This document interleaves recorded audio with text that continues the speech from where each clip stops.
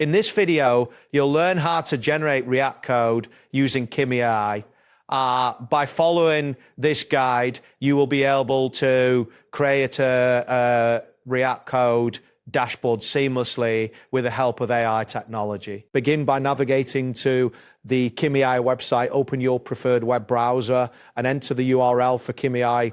Once the page loads, you should see the Kimi AI interface, which includes various options for generating code and interacting with the AI. Next, locate the prompt section on the main interface. This section is designed for inputting your request to the AI. You should see a text box where you can type your command.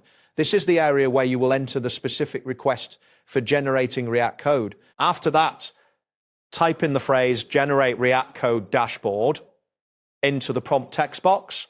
Ensure that you enter the phrase accurately, as it will instruct the AI on what type of code you want to generate. Once you have typed the command, double check for any typos before proceeding. Now click on the enter key or the designated submit button to send your request to the AI. This action will initiate the code generation process.